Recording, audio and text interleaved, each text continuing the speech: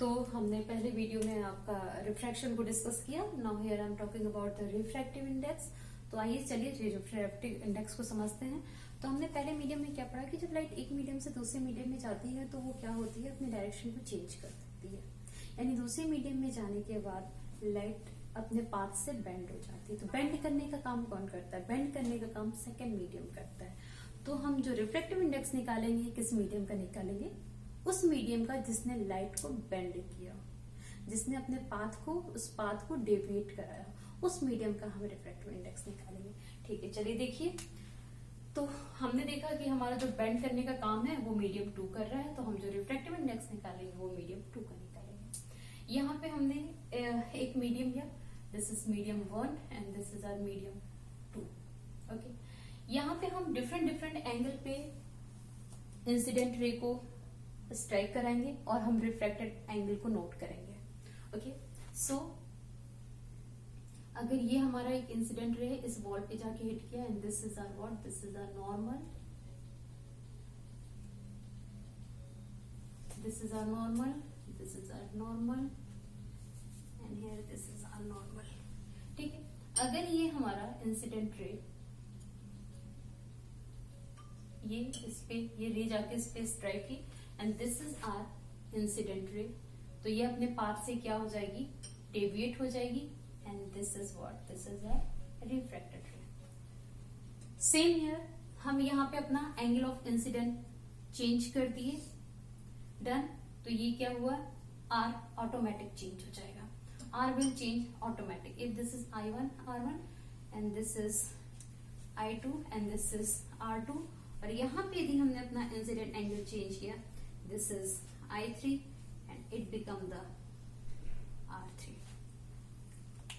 Medium 2 है, but हमने 2 medium में अलग अलग एंगल पे रे को इंसिडेंट कराया and we noted down the refracted angle. Now I am calculating the ratio of the sine of the incident angle to the sine of the refracted angle and we find a new quantity, new constant, that is what, that is the refractive index.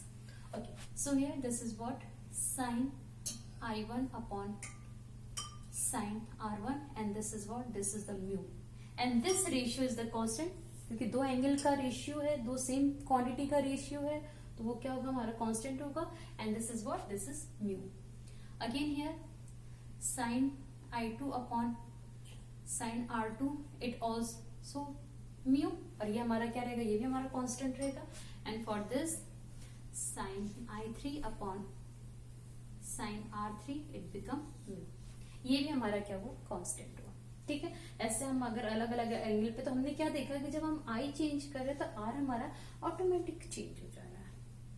Done. तो यहाँ पे हमने एक principal अपना क्या set किया, यहाँ पे एक रूल देखिए क्या कह रहा है, ये R हमारा कैसे चेंज हो रहा है। तो साइन R अगर हम निकालेंगे तो sine R is equal to क्या आ जाएगा आपका, this is sine I upon mu.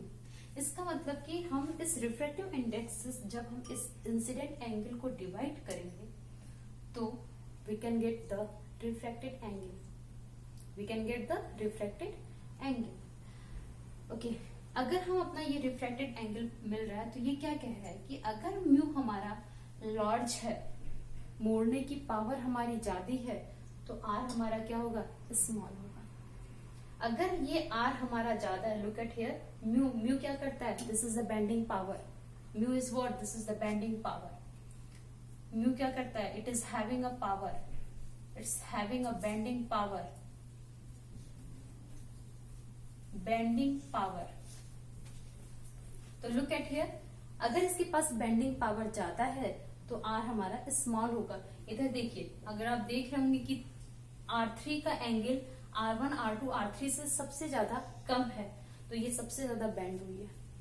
ठीक है, तो ये क्लियर हो गया दैट कि अगर रिफ्रैक्टिव इंडेक्स किसी मीडियम का ज्यादा है, लार्ज है, तो उस मीडियम के पास एक टेंडेंसी होगी क्या, रे को ज्यादा बेंड करने की। Now I am giving you the example. जैसे आपको क्या हो गया, वाटर का जो रिफ्रैक्टिव इंडेक्स होता है दिस इज 1.33, ग्लास का जो रिफ्रैक्टिव इंडेक्स होता है, the refractive index of glass this is 1.5। Done. तो अगर हम आपको कहें कि किस मीडियम में रे ज्यादा बेंड होगी, then you will say that these are what, this is the refractive index. तो किस में रे ज्यादा बेंड होगी, जिसका रिफ्रैक्टिव इंडेक्स ज्यादा है। किस मीडियम में रे ज्यादा बेंड होगी, बेंड होने का मतलब कि आर हमारा किसमें स्मॉल होगा, तो जिसका रिफ्रैक्टिव इंडेक्स ज्यादा होगा वो रे को ज्यादा बेंड करेगी। तो ग्लास का रिफ्रैक्टिव इंडेक्स ज्यादा है तो इट मीन्स इसका जो रिफ्रैक्टेड एंगल होगा वो कम होगा, इसके पास ज्यादा पावर है क्या, रे को बेंड करने की। अगर हमने यहाँ पे डायमंड लिख दिया, diamond done, then what you can say the जो हमारा डायमंड का रिफ्रैक्टिव इंडेक्स होगा ये कितना है, this is 2.44 done. It means diamond हमारा सबसे ज्यादा रे को क्या करेगा, बेंड करेगा। इसके पास वो टेंडेंसी है क्या कि ये रे को सबसे ज्यादा बेंड करे, क्यों, क्योंकि उसका जो रिफ्रैक्टिव इंडेक्स है वो क्या है, सबसे ज्यादा है। तो we can make the definition of the refractive index what, refractive index is a number indicating to power to deviate the light from its path. You can write down this definition that refractive index is a number to indicating the power to deviate light from its path. And since it is having the ratio of the same quantity, so it is having no unit and no dimension formula. And आपके class 12th में और class 11-12 से ही आपका unit और dimension formula जो आपकी priority बन जाती है। तो जब भी आप कोई नई फिजिकल क्वांटिटी को डिफाइन करें तो उसकी यूनिट और उसका डायमेंशन फॉर्मूला जरूर निकालें। तो यहाँ पे हमने क्या देखा कि it is having the ratio of the same physical quantity, same quantity, so it is having no unit and no dimension. So refractive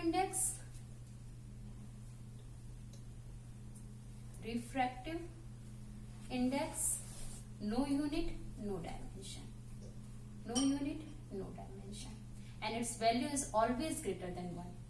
Done, and its value is always greater than 1. ये तीन चीजें हम पढ़ चुके। तो अभी हमने फिर क्या पढ़ा, आइए थोड़ा रिवाइज करते हैं। रिफ्रैक्टिव इंडेक्स हम हमेशा किस मीडियम का निकालते हैं, जिसके पास पावर होती है रे को बेंड करने की। इसका मतलब कि हम सेकेंड मीडियम का निकाल रहे हैं। तो how we will represent it, like formula लिखते हैं।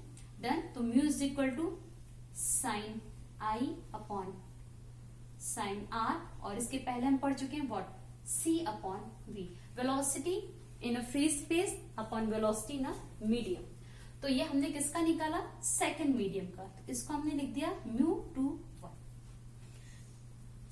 तो यहां पे जो रहेगा इसका मतलब ये जो पावर को बेंड करती है उस मीडियम का जिसमें पावर, जिसमें रे हमारी बेंड हो जाती है, और ये जहां से हमारी इंसिडेंट रे जिस मीडियम से आती है।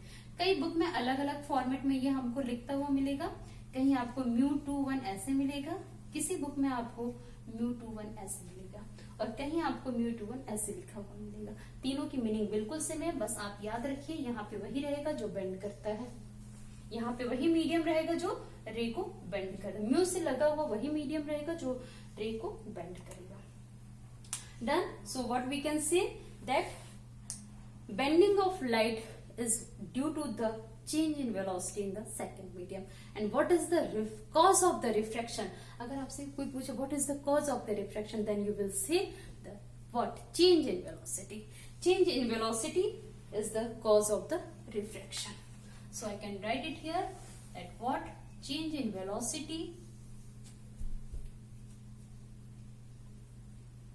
change in velocity is cause of the refraction.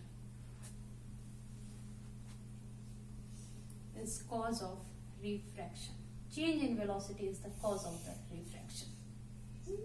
Okay, and you can write down this formula. अगर आपका I और R दोनों जीरो है, दोनों normal along the direction of the normal है, तो आपका क्या हो जाएगा, angle of incidence if it is equal to the angle of deviation. So क्या यहाँ पे कोई रे हमारी क्या हो रही है, वो डेविएट नहीं हो रही है, नॉर्मल से आई और सीधा नॉर्मल की तरफ चलेगी। ओके, नाउ अब हम यहाँ पे एक नई क्वांटिटी पढ़ेंगे, एक नया पॉइंट देखिए, and that is what, the reversibility. What is it's name, reversibility. नाम से ही क्लियर है, रिवर्स हो रहा है, तो रिवर्स होने पे क्या चेंज हो रहा है, देखिए rule of reversibility, rule of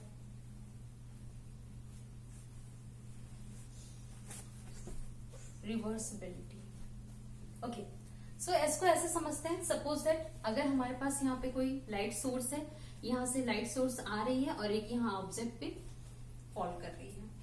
यहाँ से जाने के बाद एक मीडियम से दूसरे मीडियम में गई, इसने अपना पाथ चेंज कर दिया, ये गई इस यहाँ पे।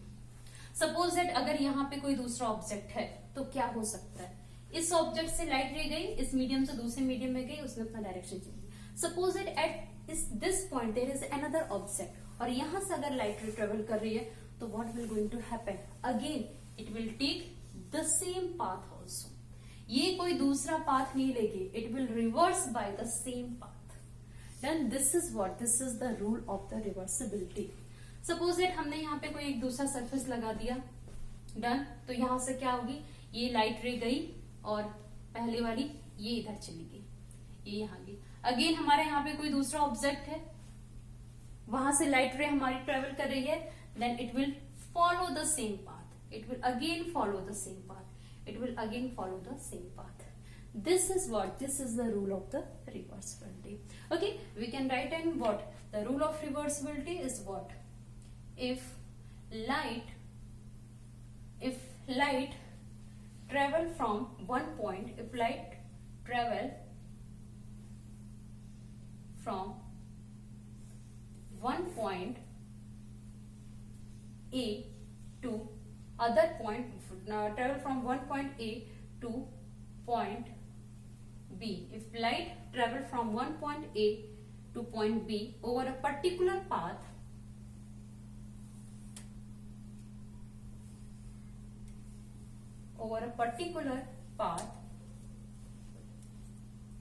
then it can travel over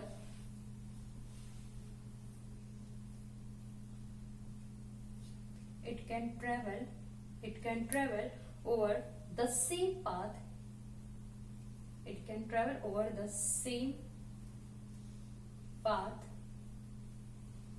from B to A. From B to A. This is what? This is the principle of the reversibility. If light travel from one point A, suppose that this is the point A and this is the point B. If light travel from point A to the point B over a particular path, then it can travel over the same path from B to A. This is our rule of the reversibility. Okay, so in our next video we will do some हम कुछ numericals करेंगे related to the refraction relation. Thank you. Video को please देखने के बाद like और subscribe जरूर कर दें।